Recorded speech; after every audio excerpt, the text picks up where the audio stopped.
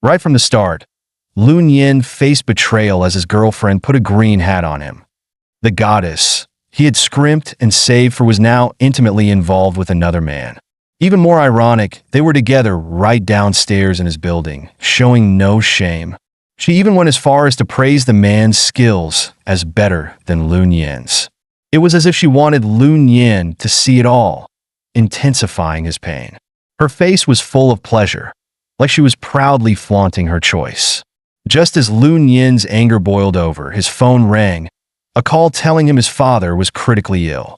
Forced to let go of his anger, he rushed to the hospital. Upon arriving, he learned his father had fallen into a coma while grinding in a game for money. The doctors were helpless, only shaking their heads in resignation. To uncover the reason behind his father's coma, Lun Yin decided to enter the game world himself to seek answers. Just as he put on the VR headset, he was instantly transported into a hyper-realistic virtual world called Glory Conquest. At first, things went smoothly. He used the beginner rewards from the system to level up, fight monsters, and acquire gear. He even unexpectedly acquired a rare cultivation stone, which was a great stroke of luck. However, while he was still reveling in his newfound loot, a group of enemies suddenly appeared, shattering his peace. Leading this hostile group were, shockingly, his ex-girlfriend and her new flame. Having just left the beginner's village, Lun Yin's skills were still too weak. He was no match for them. His ex-girlfriend knocked him down with a casual strike, showing no mercy. Ultimately, he died miserably in the wilderness at the hands of the other man's brutal attack, powerless to fight back. Yet, when Lun Yin opened his eyes again, he realized that things weren't over. He was surprised to find two beautiful women by his side. Even more astounding, a nine-tailed fox spirit approached him, offering herself affectionately with longing eyes. It wasn't until Lady Yu took out a bronze mirror and explained everything, along with the unfamiliar face that appeared in the reflection, that Lun Yin finally realized he had been transported into the game world. Not only that, but he had become the legendary NPC, King Zhou, Emperor Xian of the Shang dynasty. The only downside was that his rebirth had occurred inside the royal tomb. To confirm that this was all real, Lun Yin even instructed Lady Yu to help relieve his fatigue with her tongue. It was indeed an otherworldly experience, bringing him a sense of euphoria he had never felt before. Seeing him in such high spirits, Su Daji suggested that the sisters join him for a bath to celebrate his newfound life. Lun Yin's eyes filled with tears of joy. He couldn't believe how incredibly fortunate he was. As he entered the bathhouse, the concubines were already there, gazing at him tenderly. Seeing Su Daji, who had spent countless years guarding the tomb, yet retained her captivating beauty, Lun Yin felt his heart race. When the final garment fell away, Lun Yin could no longer hold back his excitement. But upon stepping into the bath, he realized that the legendary pool of wine and forest of meat truly existed. Su Daji told him that not only could it relieve fatigue, but it could also significantly speed up his cultivation. With that, there was no reason to hesitate any longer. Time to dive into cultivation. In no time, delightful sounds echoed throughout the entire tomb. The battle continued for a long time, with joyous exclamations filling the air until the system prompt finally brought it to a stop. Congratulations, host! You have successfully unlocked the hidden class, Human Emperor. Congratulations! You have learned the secret cultivation technique, Pool of Wine and Forest of Meat at the beginner level, doubling your cultivation speed for 72 hours after dual cultivation. Congratulations! You have acquired the secret technique, Wasting Heavenly Treasures at the beginner level, which allows you to instantly activate a magic artifact 3 times without casting delay. However, the artifact will be destroyed after use. Just as Lun Yin finished dressing, Lady Yu hurried over, informing him that Shin Gongbao had arrived at the tomb and was requesting that Sister Daji come out immediately to discuss matters. Fox Lady Hu urgently explained, "Your Majesty, that Shin Gongbao is not to be trusted. He's a traitor to the celestial realm and has ties with the demon sect. If he discovers your presence here, who knows what he might do?" Given the unknown risks of the encounter, Daji suggested hiding Lun Yin in the ornament she wore on her chest, allowing him to accompany her to the Hall of Proclamation to meet Shin Gongbao. Soon after, Daji, with Lun Yin concealed, arrived at the Hall of Proclamation. To their shock, they saw Shin Gongbao seated on the royal throne, showing no respect whatsoever. Furious, Su Daji immediately brandished her claws, ready to charge into battle. However, just then a soldier attempted to stop her. Daji only glanced at him, and her breath burst out and blasted him back.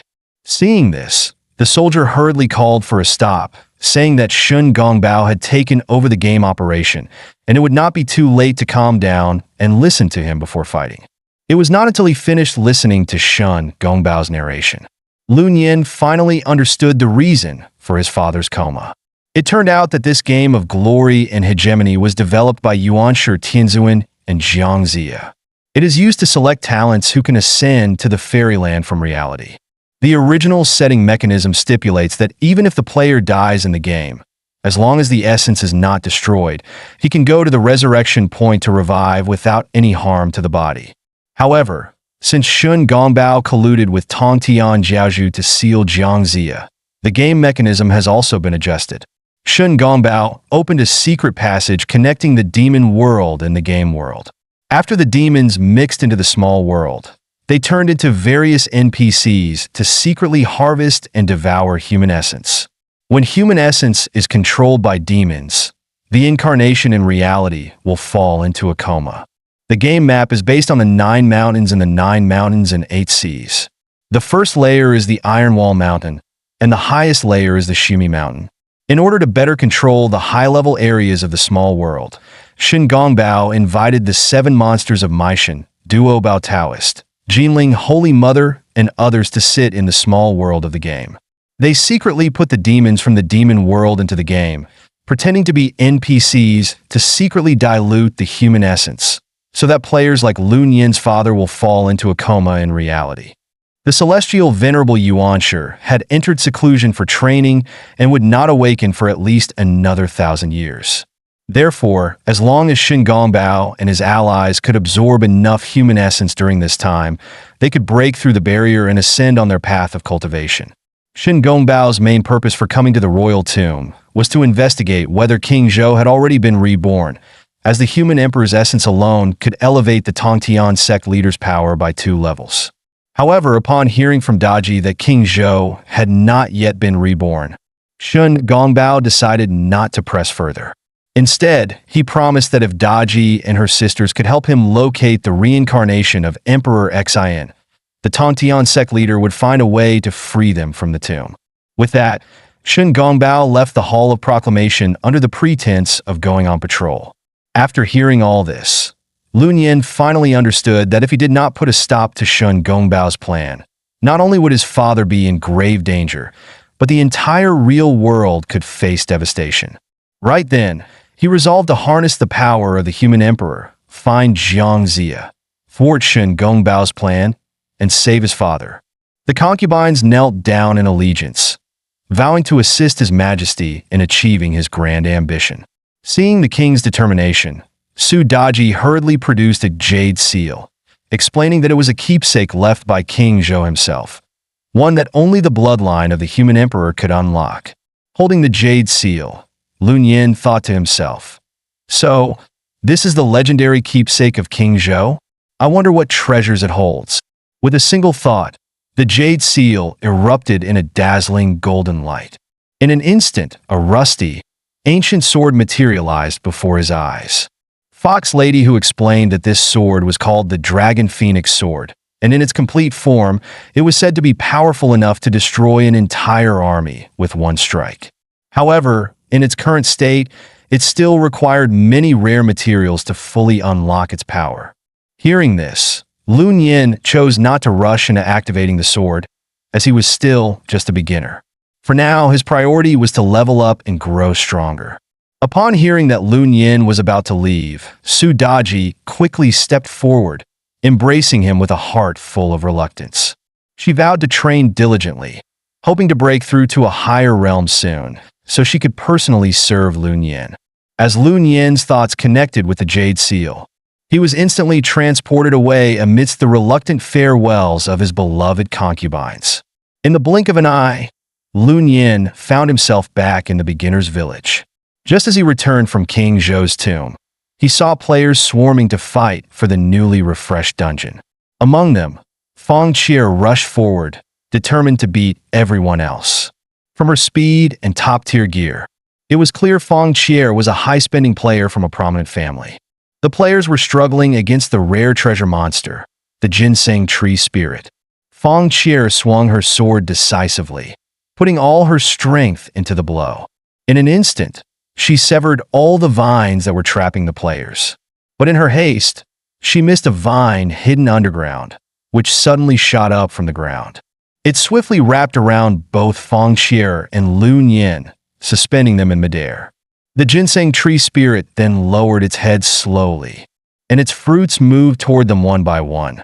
With a sudden pop, a fruit exploded, its liquid dissolving Lun Yin's shirt completely. Panicked, Feng Qie shouted that her necklace, the phoenix crest, was a magic artifact, but she couldn't activate it. Before she could finish, Lun Yin bit down on her necklace. The phoenix crest, which usually took a long time to activate, instantly triggered in his mouth. He took down the monster with one strike. By defeating the ginseng tree spirit, Lun Yin not only gained materials, but also leveled up 3 times. Feng Qie was left in shock.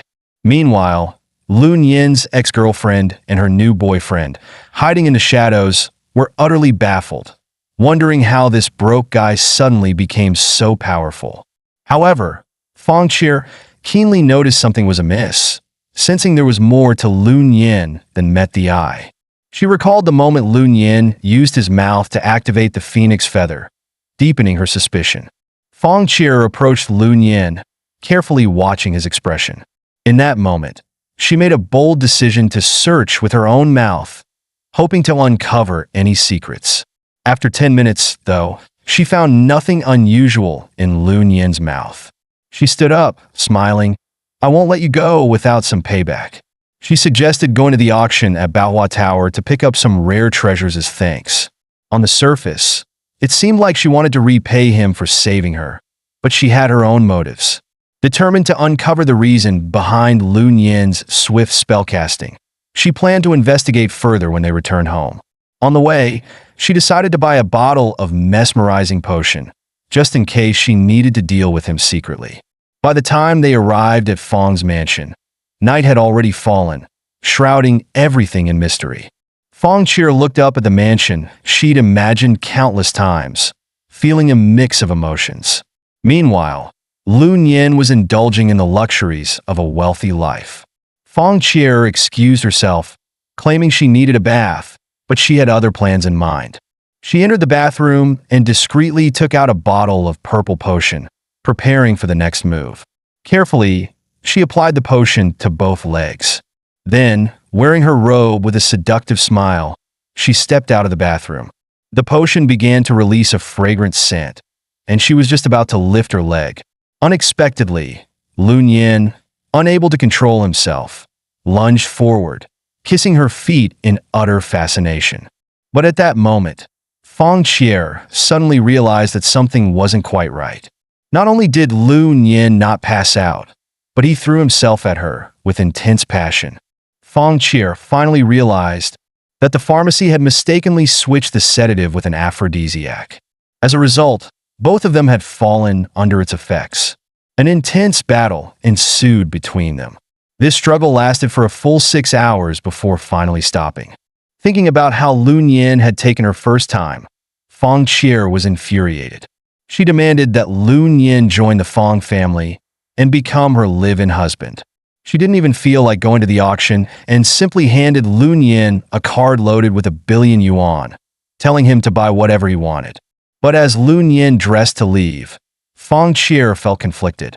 Remembering how satisfying Lun Yin's performance was, she decided to accept him as her live-in husband and planned to train him to support the Feng family.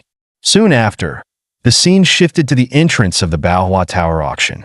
As Lun Yin was about to enter, he was blocked by his ex-girlfriend and her new boyfriend, the very couple who betrayed him. Lun Yin decided it was time to teach them a lesson. The minimum entry requirement for this auction was having assets worth 10 million yuan. Upon hearing this, his ex-girlfriend nearly burst out laughing, taunting that if Lun Yin could come up with that amount, she'd eat dirt. To her surprise, the very next second, Lun Yin pulled out a supreme black card. A passerby gasped, explaining that this card's minimum limit was 1 billion yuan. Not believing it, his ex-girlfriend immediately called security to verify the card's authenticity. The security guard confirmed that the card was indeed real and respectfully escorted Lun Yin through the VIP entrance. Meanwhile, Lun Yin's ex-girlfriend and her new boyfriend, holding only regular gold cards, had to wait in line with the general crowd. Once inside the auction hall, Lun Yin took his seat in the VIP section at the front row. Seeing this, the blonde man gritted his teeth in anger, swearing he'd get his revenge. As the hostess of Manhwa Tower announced the auction start, the first item was presented, the Ice Jade Incense Burner, which could instantly restore 50% of health in battle, with a cooldown time of 30 minutes.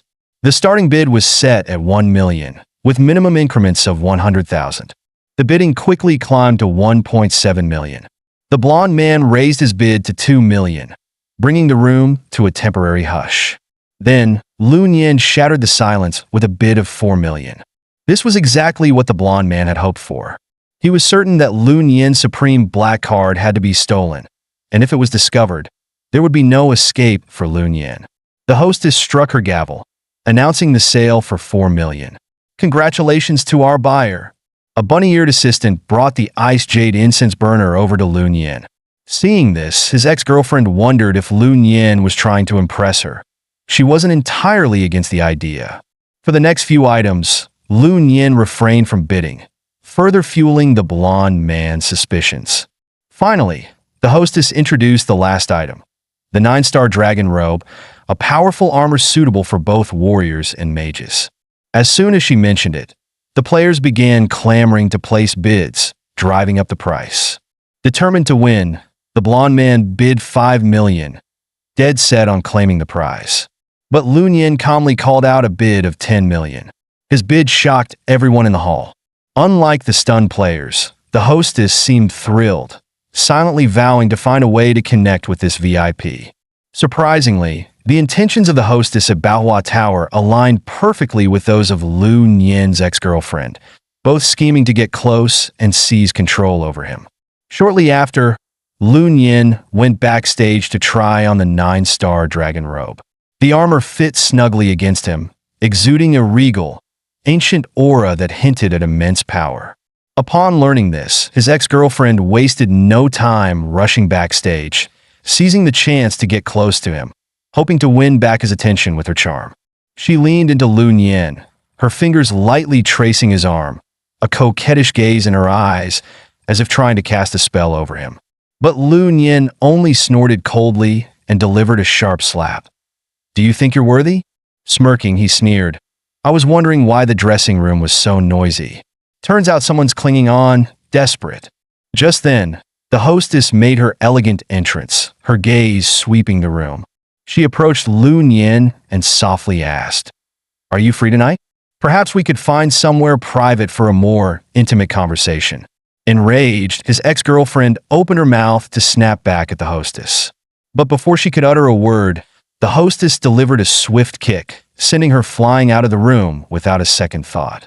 At that moment, the blonde man entered, bringing a police officer with him, demanding that Lun Yin present his black card for verification. Once again, his attempt failed, yielding no results. Humiliated and furious, the blonde man's face twisted in anger, his aura flaring up as he prepared to strike. This played right into Lun Yin's hands, giving him the perfect opportunity to test the defense of the 9-star dragon robe. However, before he could act, the hostess merely flicked her fan, and an invisible gust sent the blonde man flying across the room. The blonde man staggered back up, spat out a threat, and scrambled out of the dressing room, defeated. Now, with only Lun Yin and the hostess left, she grew bolder, a glint of danger flickering in her eyes. She leaned close to him, her voice a sultry whisper. "Why don't you join me in my room for a deeper, conversation. Though tempted, Lun Yin planned to politely refuse, saying with composure, "I'm sorry, but I am already married." To his surprise, this only spurred the hostess's interest. She quickly embraced him, laughing. "What's this? Are you turning me down because I'm not as young and delicate as your little girlfriend?" She smiled teasingly and said, "My skills are far beyond what those young girls can offer." With that, she leaned in and kissed Lun Yin without hesitation. The unexpected closeness left Lun Yin momentarily stunned, while Qing Chua's actions seemed to hold a hidden purpose. She had just received word that this young man might possess a treasure within his mouth, and this kiss was a perfect chance to investigate. Under the guise of affection, she subtly explored his mouth, only to detect a faint, familiar scent that stirred her curiosity. Tio confirmed the source of the scent. She slowly knelt down, appearing gentle and caring but secretly harboring intentions of her own. Pretending to relieve his fatigue, she carefully traced the aura's origin, and her suspicions were confirmed. Throughout this session, she skillfully applied her techniques, ensuring Lun Yin was entirely at ease. Her expertise proved too much. Lun Yin couldn't hold back, letting out a loud shout before surrendering completely. Left utterly satisfied, Lun Yin couldn't stop singing her praises, clearly impressed by Qing Chua's services. Smiling, Qing Chua took out a phone and handed it to him, her expression laced with hidden intent. "Here's my contact info," she said. "If you need anything, just reach out to your sister here." Lun Yin took the phone, surprised to see her name was Qing Chua. Even more shocking was that the game world seemed to use modern cell phones, leaving him momentarily frozen. Seeing his bewildered look, Qing Chua couldn't help but laugh, her eyes full of amusement. With the mood intensifying, she embraced Lun Yin, leaning close as if to initiate another exchange. But just as they were about to get closer, a brilliant light burst from Lun Yin, instantly separating them with immense force. Qing Chua's eyes widened as she recognized the aura as the protective power of the Imperial Jade Seal. This realization only strengthened her belief that Lun Yin was indeed the reincarnation of Emperor Xian, the legendary King Zhou. She quickly produced a storage ring, solemnly handing it to Lun Yin. "With a treasure like the Jade Seal, you'll need to guard it well. Carelessness will only lead to disaster." She gently reminded him, "I can't always protect you, so be careful out there, brother-in-law."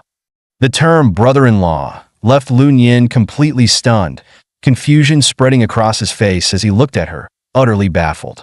At that moment, Lun Yin realized that the sister Qing Chua referred to was actually the nine-tailed fox, Sudaji. Realizing that Qing Chua was on his side, Lun Yin dropped his guard completely.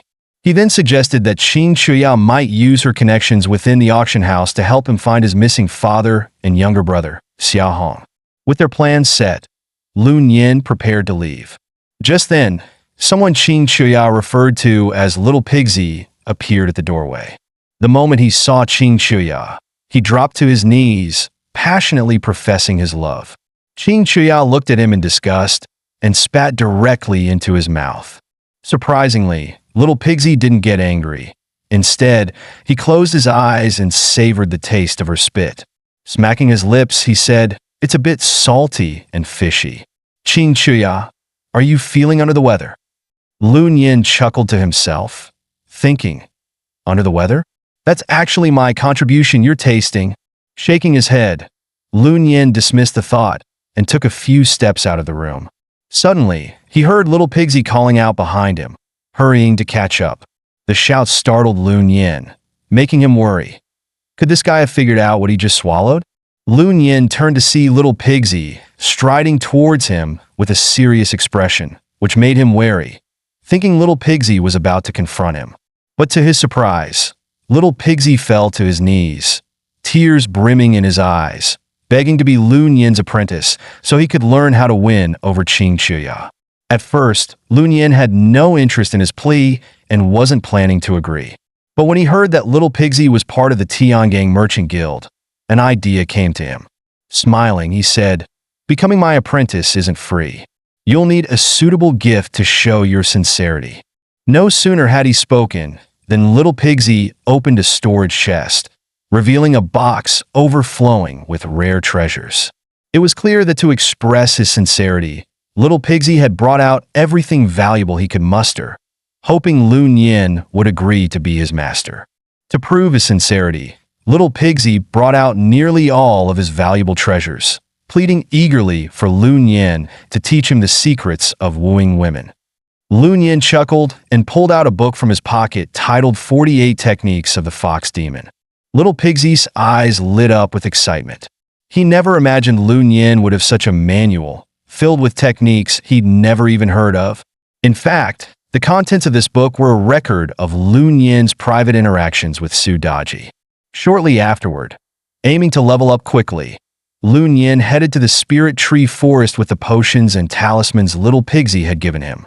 Using a combination of the fire talismans and potions, he unleashed a powerful strike, instantly killing all nearby wolf demons in a single blow.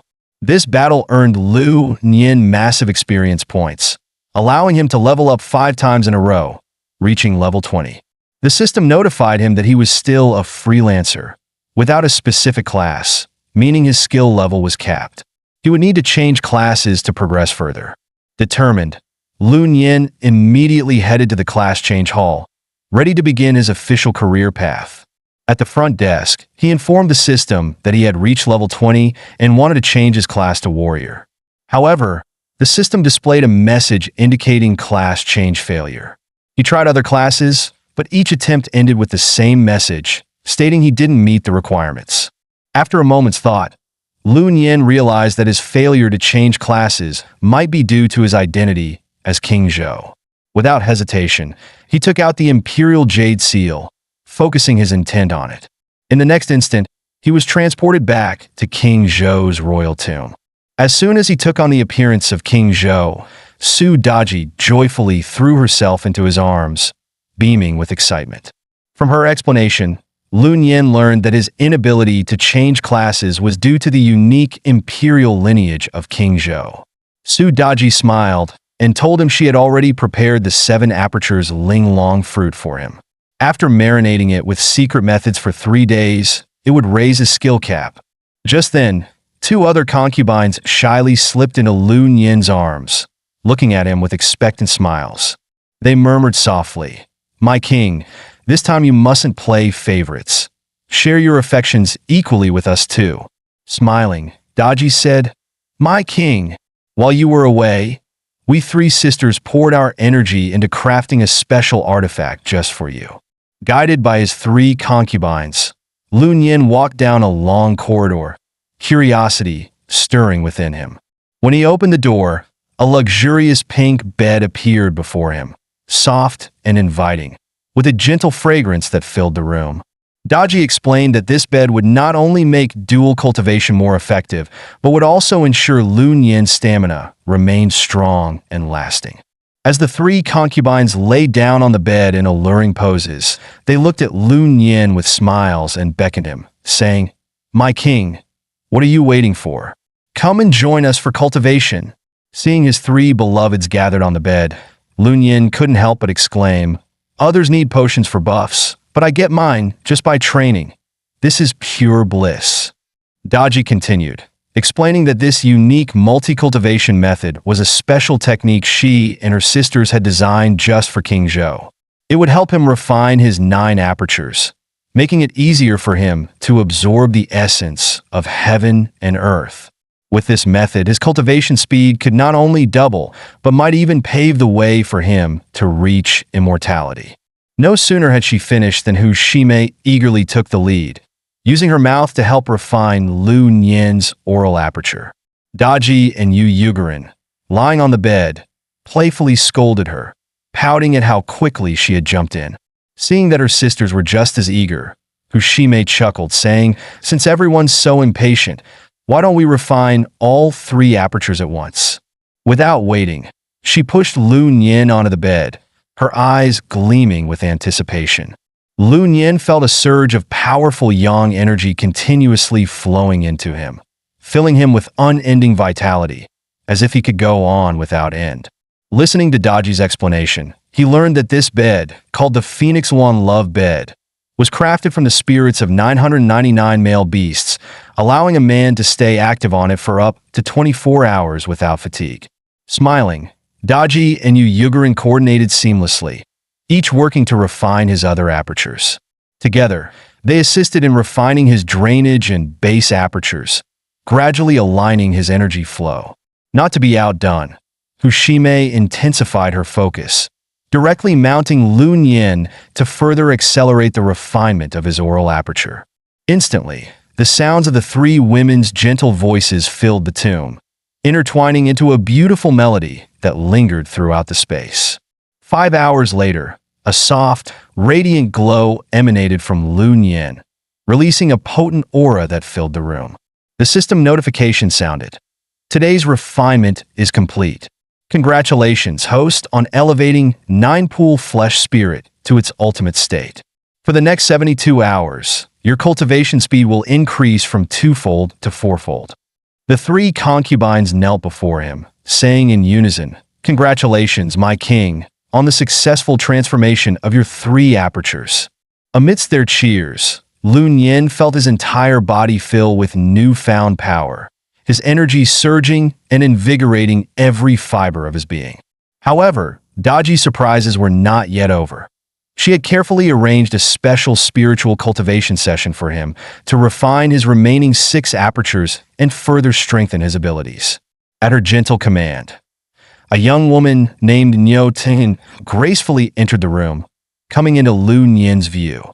Not only was Nyo Tian the sister of the Bull Demon King, but she was also a close confidant of Daji, which gave Daji full confidence in entrusting her with this important role. To help Nyo Tian feel more at ease, Daji said warmly, "Since you now belong to our king, let's address each other as sisters from now on." As milk is a precious aid for refining the eyes, Daji decided that the task of Lun Yin's eye refinement should be entrusted to Nyo Tian. With a respectful bow to Lun Yin, Daji smiled and quietly exited the room, leaving the space for the two of them. Watching her sisters leave, Nyo Tian slowly gathered her courage, her face tinged with both shyness and anticipation. As her clothing slipped away, her ample chest gently pressed against Lun Yin's forehead, soft and warm, officially beginning the refinement journey for his eyes. However, as the refinement process deepened, Nyo Tian's strength was gradually drained, and her face showed clear signs of unbearable discomfort. She finally couldn't help but whisper to Lun Yin, "My king, I'm struggling to hold on. Please grant me a bit of your strength. Help me through this ordeal," she added, her voice faint yet filled with hope. With a resigned sigh, Lun Yin continued to engage in this intense scene of explosive cultivation. As things became more heated, Nyo Tian's emotions grew even stronger, and she earnestly pleaded for Lun Yin to discipline her as a sign of affection. Her unusual preferences left Lun Yin feeling slightly dizzy, but he had little time to ponder and continued with full focus. Thus, he unleashed a series of unreserved disciplines, the sounds reverberating throughout the entire tomb, growing more intense with each moment. Even so, Nyo Tian remained unsatisfied, continuously requesting even more affection. Just as Lun Yin prepared to impart one final lesson, an abrupt phone ring shattered the atmosphere in the room. It turned out that the boss lady, Sister Ya, had found some clues about his cousin. With no other choice, Lun Yin had to leave the battlefield and head to the Green Wave pool to investigate. Before leaving, he comforted Nyo Tian, advising her to wait patiently, promising he would return to continue the eye refinement once he handled the matter. Casually, he tossed her a large cucumber, suggesting she use it to keep herself entertained in his absence. Nyo Tian reluctantly watched her king depart, her eyes filled with longing. Shortly after, the scene shifted to the Green Wave pool. Lun Yin used the Imperial Seal to transport himself instantly to the poolside. There, he saw a group of players surrounding and attacking a strange-looking catfish spirit. When Lun Yin took a closer look at the spirit, he was speechless. It looked exactly like his cousin. Out of caution, he called his cousin's name in a testing tone.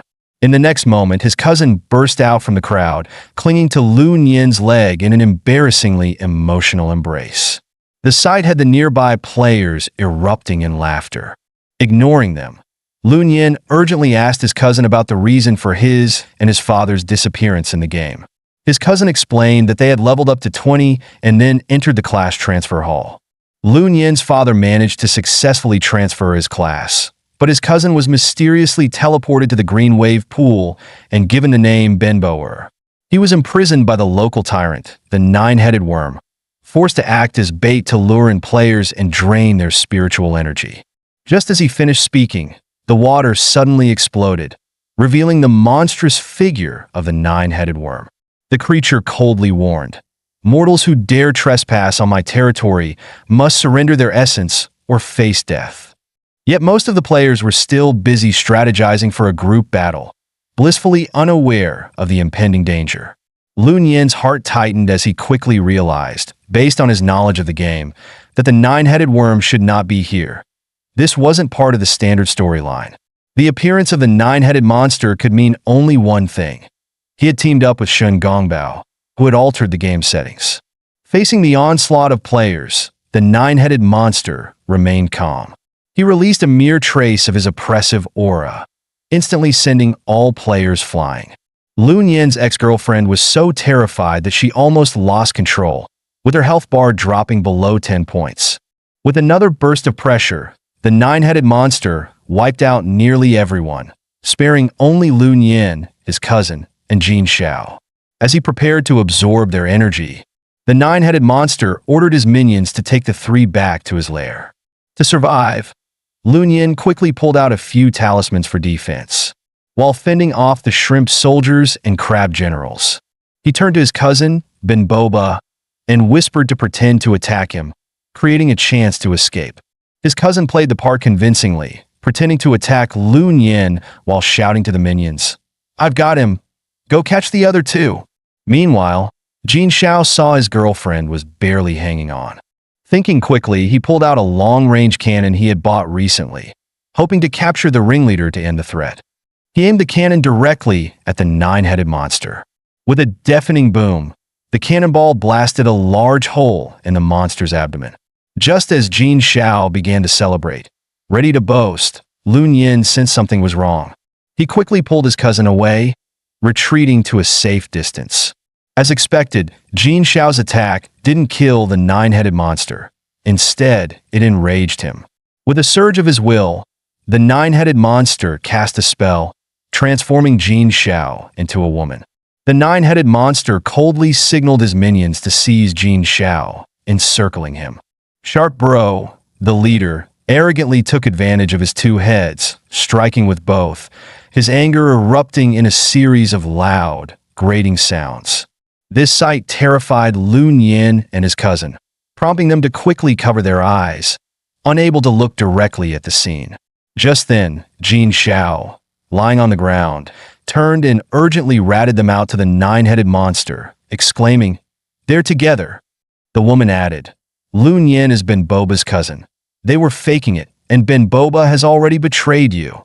Hearing this, the Nine-Headed Monster turned back, staring coldly at Lun Yin and his cousin, ready to unleash a lethal blow. Fortunately, Lun Yin had the protection of the Wine Dragon robe, which saved him from instant death. At the same time, he quickly used his waist knot skill, healing himself 3 times in succession, barely hanging on to life. At this point, Lun Yin could no longer hide his identity and resolutely pulled out the Imperial Seal. He prepared to use a teleportation array to escape with his cousin. However, the Nine-Headed Monster immediately recognized Lun Yin as the reincarnation of King Zhou and cast a spell to disrupt the teleportation array. Lun Yin's heart sank as he realized his chances of survival were slim. In that critical moment, his cousin stepped in front of him. In his final moments, he told Lun Yin, "Run, cousin. Thank you for coming to save me." Tears filled Lun Yin's eyes as he looked at his cousin, his heart filled with sorrow and rage. The Nine-Headed Monster sneered coldly. "A pathetic fish dares to resist. How foolish." Then he turned toward Lun Yin and said, "You're next." Lun Yin's fury, suppressed to the limit, erupted as he shouted with a murderous glare, "I'll kill you." The Hydra sneered coldly. "A mere mortal like you? I only need one finger to crush you." Before he could finish, Lun Yin swiftly drew a barrage of talismans, sending them flying toward the Hydra. The Hydra reached out with disdain, easily catching the talismans in his grasp. With a smirk, he crushed them to dust, just a few flimsy charms. "Get out of my sight," Lun Yin retorted. "Not done yet." Instantly, his wind breath bracelet unleashed a triple strike. Then, his purple lightning brooch followed with a series of 3 rapid hits. Next came his fire phoenix earrings and moon goddess jade plate, unleashing even more artifacts. A storm of treasures bombarded the Hydra, but his health barely decreased, showing minimal damage. The Hydra looked down on him mockingly. "You think this trash could harm me? There's an insurmountable chasm between mortals and a true Taoist. You'll never cross it." Lun Yin gripped his sword tightly, charging at the Hydra without hesitation. The Hydra laughed derisively. "Coming at me with a rusty sword? Are you trying to make me die of laughter?" But just then, the Hydra suddenly found himself immobilized. Seizing the moment, Lun Yin struck, having exhausted the charms and artifacts given by Xiao Beiji, which finally forced the Hydra into a half-second of paralysis. Though his Dragon Phoenix sword was still dormant, its hardness sufficed. Lun Yin struck with all his might. The Hydra snapped back, erupting with energy to send Lun Yin flying. Lun Yin fell, his health critically low. The Hydra's eyes glowed blood red, and he sneered, "Had I not been suppressed for 1,000 years, even as DX and reborn, you'd stand no chance against me." He scoffed, "I'll show you the chasm between mortals and a true Taoist." Lun Yin, filled with fighting spirit, gripped his sword. "Then I'll use this sword to shatter that so-called chasm." Instantly, he ignited his imperial blood, unleashing unmatched power, his aura soaring to new heights. The Hydra was suddenly alarmed, realizing, "This is bad. He's burning his imperial blood essence." Seizing the Hydra's moment of shock, Lun Yin unleashed a powerful strike, his blade flashing like lightning, cleaving the Hydra cleanly into 2 halves. Meanwhile, in a hidden cavern, Shin Gongbao felt a ripple in the air and muttered in surprise, "DX, you've reappeared at last." He murmured, "So DX, you've yet to truly fall." Just as Lun Yin thought he had slain the Hydra, the creature's severed body began to regenerate, slowly reconnecting. The Hydra coldly declared, "This time, I'll give you no chance." Lun Yin looked at the immense Hydra, sighing. "This beast sacrificed a snake head to regenerate its severed human head.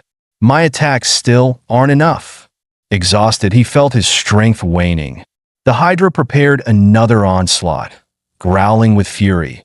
"A lowly mortal dares to injure me? Even tearing you apart piece by piece won't quell my rage." He prepared to strike once more. At this moment of despair for Lun Yin, the sky suddenly erupted with a radiant beam of golden light. The light struck down like thunder, directly targeting the Hydra's true body.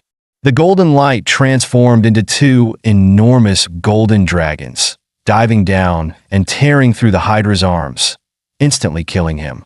Lun Yin took advantage of the opening, securing the kill and gaining a wealth of equipment and massive experience, leveling up 4 times in one go. As he exhaled in relief, a figure riding a ferocious Cheongqi descended from the sky, appearing in midair. It was none other than Wen Zhong, the Grand Preceptor of the Yin Shang dynasty. Wen Zhong landed gracefully from the air. Immediately, he knelt before Lun Yin, respectfully saying, "This old servant, Wen Zhong, was late in rescuing your majesty. I beg for your forgiveness, never expecting to see you again in this life." As Wen Zhong finished, 2 more lights descended from the sky. They were Zhang Guifeng, the general of Qinglong Pass, and Zhang Kuei, the commander of Mianqi for the Shang dynasty. With solemnity, Wen Zhong explained, "We 3 fought and died defending the Shang dynasty's rule, only to be trapped in the investiture of the gods, becoming puppets of the heavenly realm, forever under their control. Now, They placed all their hopes on Lun Yin, longing for him to ascend to immortality soon and help break the chains of the investiture of the gods, granting them freedom. To prevent any leakage of his reincarnation as King Zhou, Lun Yin ordered Wen Zhong to open his third eye. Using immortal arts, he quietly entered everyone's minds, erasing all memories related to this place. With the task complete, Lun Yin bid farewell to his loyal generals, watching them depart back to the heavenly realm, fading away into the sky. Meanwhile, in the underwater palace beneath Bibo Lake on Chaos Rock Mountain, the Hydra's identity plaque suddenly shattered. The Hydra's wife, Princess Wansheng, stood up in rage, shouting, "Who dares to kill my consort? I will find them and tear them to pieces as revenge." The scene returned to Bibo Lake, where Lun Yin, after handling the aftermath, decided to return to the Imperial Tomb to complete his unfinished refinement. Using the transmission power of the Jade Seal, he instantly returned to Xinyuan Cave. At this moment, his three beloved consorts were already present, kneeling in welcome, except for Daji. It turned out Daji had gone to the inner hall to prepare materials for Lun Yin's dual ear orifice refinement. Lun Yin's gaze fell on Lady Niu, signaling her to put down the cucumber in her hand. The two then hurriedly entered the bedroom, resuming the unfinished refinement of the eye orifices. Upon successfully completing the refinement and acquiring the Fiery Eyes Golden Vision skill, a system notification chimed. Hearing the news, Daji rushed in, flinging the door open and throwing herself into Lun Yin's arms. But before they could even share a tender moment, a girl named Shui Ning entered. Shui Ning was a crucial figure Daji had specifically brought to aid Lun Yin with his ear orifice refinement. It was said that Shui Ning was a spirit demon from the East Sea shores, and her first drop of blood could grant one the ability to hear all the faintest sounds in the world. However, as this first drop of blood was extremely precious and couldn't be contaminated, it had to be collected using a specialized tool. As soon as Daji finished speaking, Shui Ning lay down on the bed, getting into a relaxed position, ready for the collection. Lun Yin hesitated briefly, but quickly took up the tool and prepared to start. He examined the tool carefully, then slowly inserted it, aiming for precision. With a quick cry from Shui Ning, her first drop of blood was successfully collected. Daji carefully placed this precious blood into Lun Yin's ear, aiding in his refinement process. As the blood fused, Lun Yin's ear acupoints were fully refined, granting him the wind-hearing skill. Seizing the opportunity, noble consort, she produced another rare item, the Linglong fruit, for Lun Yin to continue his refinement.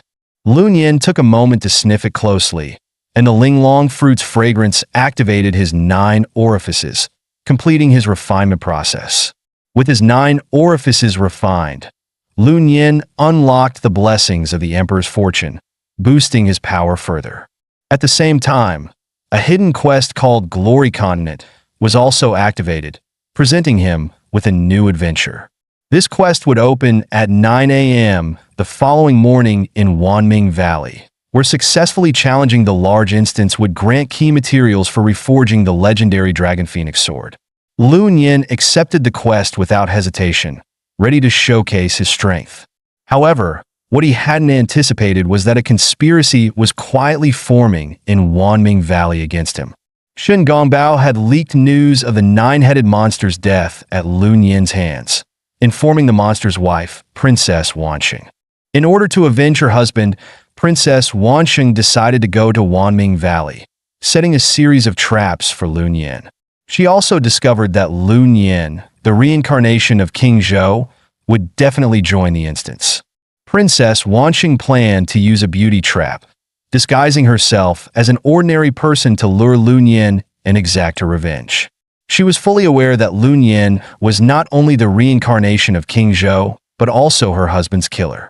When she saw Lun Yin enter the valley, she prepared to approach and seduce him.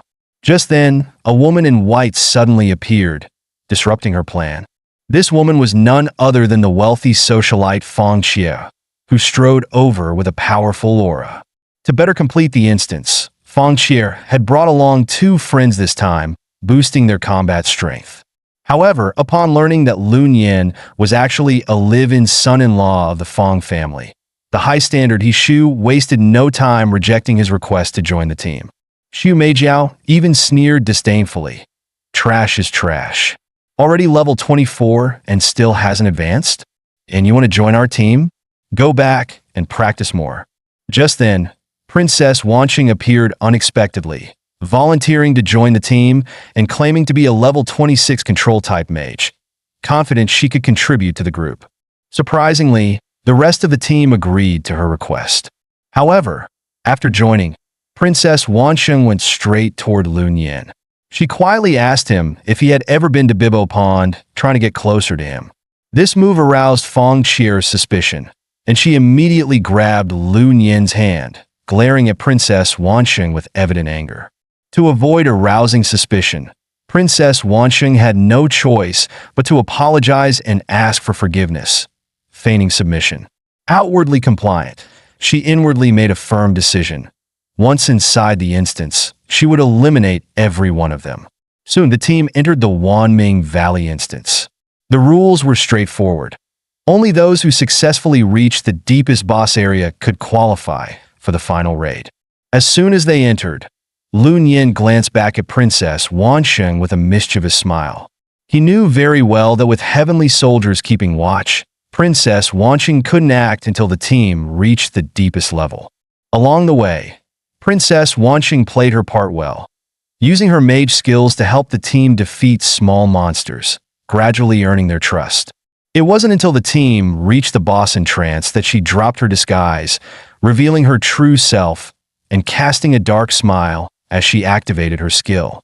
Her dark realm rapidly enveloped everyone within a formation, her powerful aura unleashed. With a single move, she blasted everyone back, nearly wiping out the entire team in an instant. Facing her relentless assault, Lun Yin was fully prepared.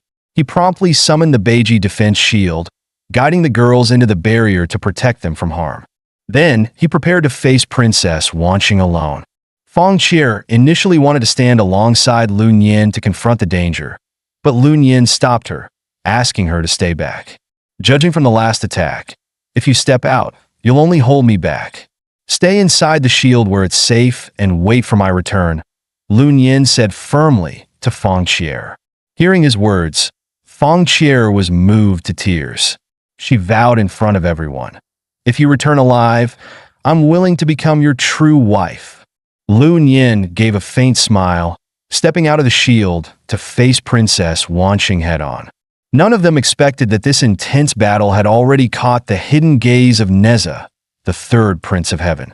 Neza watched as Lun Yin summoned his shadow clones, launching an all-out attack on Princess Wanqing. However, everyone knew Lun Yin hadn't completed his class advancement, with his skill level capped at 4, posing minimal threat to a level 26 demon like Princess Wanqing. Observing from above, Neza couldn't hold back a laugh, thinking to himself, taking on a level 26 demon as a mere wanderer? Lun Yin is seriously overestimating himself. Yet, the next moment, Neza's assumption was swiftly shattered. Just as Princess Wanqing launched her attack, Lun Yin countered, striking her so forcefully that she was sent flying backward. This scene left Fong Qie visibly shaken. Even her two friends looked at Lun Yin with newfound admiration, clamoring for the chance to be with him.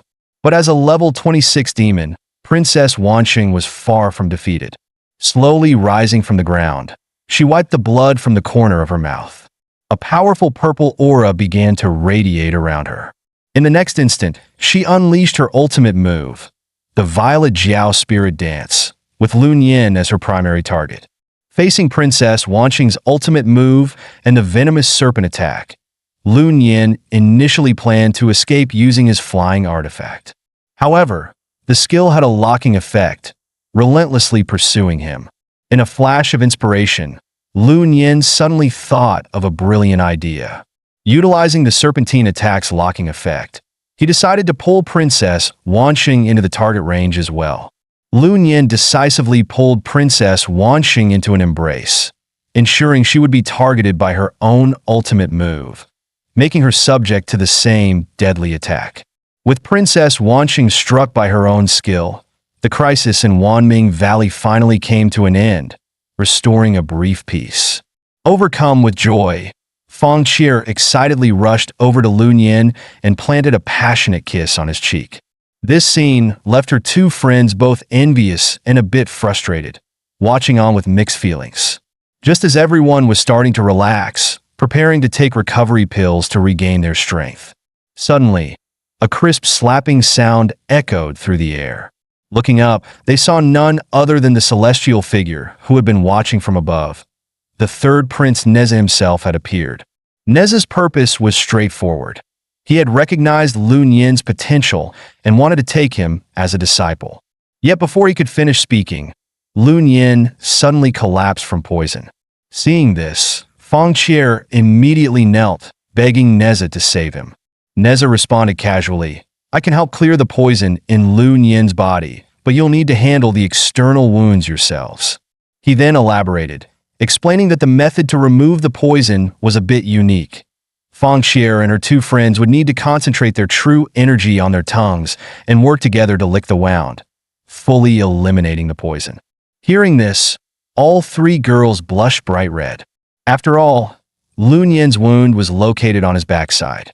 What if they accidentally licked the wrong spot? Watching Lun Yin's life hanging by a thread, Feng Qier and her two friends, after some hesitation, finally decided to proceed as Neza had instructed.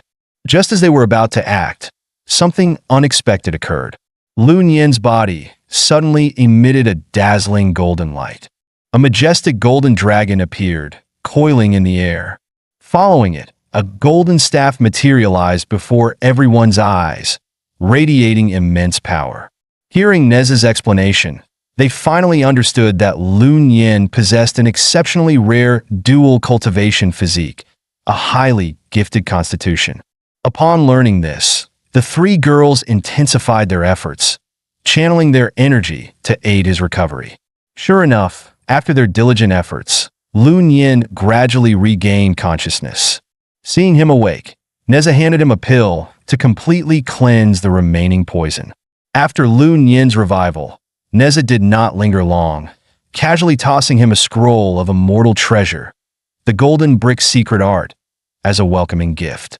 He told Lun Yin that if he ever faced trouble, he only needed to reveal this secret art. However, the golden brick bore a lotus mark, humorously imprinted on the spot where the snake had bitten him, his backside. Lun Yin couldn't help but think, how am I supposed to show this mark in such an awkward place? Meanwhile, at the entrance of the final boss layer in Wanming Valley's Lanhua Temple, the Underworld Guild team had also arrived. They didn't expect to encounter a wave of zombies just outside the town. Fortunately, they had the protection of the two mages, the Black and White Sisters. Alongside the fierce assault from Jiangxiwen, the zombies were quickly wiped out, and the situation came under control. Just then, a round of applause sounded, and the visitor was none other than Hong Cho, the elite member of the 6th-ranked Star Guild. Upon seeing the Black and White Sisters, Hong Cho immediately fell in love with the twin sisters. He promptly introduced himself, boasting about the generous benefits of the Star Guild. He even mentioned their guild leader, Hong Jin, trying to entice the Black and White Devils to switch sides. This move immediately enraged the Underworld Guild leader, Xiao Yinma. Xiao Yinma, a descendant of the Fengdu Emperor who ruled the Underworld, had never suffered such an insult or provocation. Just as he was about to make a move, a golden brick suddenly descended from the sky, striking Hong Cho square on the head. The one who intervened was none other than Lun Yin, who had just received the treasure from Neza. Lun Yin decided to assist the Underworld Guild not only out of friendship, but also because he had realized their true identity.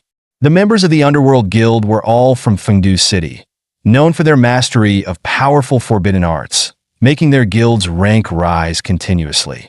Establishing ties with them meant that if they eventually ascended as celestial beings in the underworld, they could not only protect him, but even help extend his parents' lifespan. This was a golden opportunity, and Lun Yin seized it to ruthlessly defeat his opponents.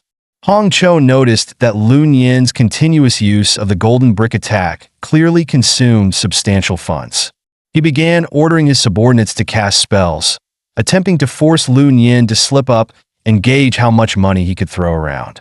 However, Hong Cho was shocked to learn that Lun Yin was backed not only by the Fong Group, but also by the Datong Catering Group and the He Family Martial Arts Dojo, forming a Lun Yin Wealthy Girlfriends Consortium, where his expenses were practically negligible. To these financial giants, the money Lun Yin threw was merely pocket change. With his girlfriend's support, Lun Yin's golden brick attacks became nearly endless, his onslaught relentless. With money pouring into his attacks, Lun Yin launched indiscriminate attacks on the Star Guild members. One by one, the enemy members fell, dropping numerous valuable items. Seeing this, Lun Yin eagerly began collecting equipment, hoping to recover some of his expenses. Yet his girlfriends teased him gently. "Only a few million. Honey, don't bother picking up this junk. Forget millions, even if it's billions. We'd happily spend it on you." Although he felt slightly awkward being pampered like this, Lun Yin could only smile and accept their generosity. At this moment, members of the Underworld Guild came to thank Lun Yin for his help, alleviating his embarrassment somewhat. After a brief introduction, Lun Yin formally got acquainted with Xiao Yinma, marking the start of a friendly relationship. After some discussion, Lun Yin and Xiao Yinma decided to team up and venture into the Lanhua Temple for an adventure. With their team successfully formed, they entered the final secret zone of the instance, ready for the ultimate challenge. According to their research, the boss within, Black Mountain Demon, unleashes a deadly ultimate attack every 30 seconds. Amidst a dark mist, the level 28 Black Mountain Demon emerged into view, and the battle was on the brink of starting. Everyone held their breath, waiting for Lun Yin to give the command. Leading the charge, Lun Yin dashed forward, decisively using a binding talisman to lock down the Black Mountain Demon, successfully drawing its aggression. He then directed the mage duo Black and White Twins to launch ranged magic attacks to divert the boss's focus. The remaining melee members attacked from the rear, creating an all-out offensive. Lun Yin took the front line, bearing the brunt of the damage, and his health quickly declined, but he remained calm, casting a rejuvenation spell, simultaneously losing and restoring health. This surprising move left everyone in awe, as such rapid healing was typically achievable only by high-level clerics. To their further amazement, Lun Yin not only healed himself, but also cast a group Holy Radiance healing spell, instantly restoring 20% of his teammates' health, stabilizing the situation. His impressive performance boosted the team's morale, and everyone felt hopeful about breaking records. As time passed, the Black Mountain Demon unleashed his ultimate skill, Vine Smash, a menacingly powerful blow. Lun Yin initially intended to resist it with his warrior's skill, Desperate Resolve. But, given the overwhelming force of the attack, he quickly used his mage skill, Blink, to dodge the blow. Thanks to Lun Yin's group healing, the team managed to survive the Black Mountain Demon's first ultimate attack. As the fierce battle continued, the team held up against the sixth wave of the Black Mountain Demon's ultimates. At this moment, realizing it was nearing its end, the Black Mountain Demon gathered all its strength and unleashed a devastating area damage skill.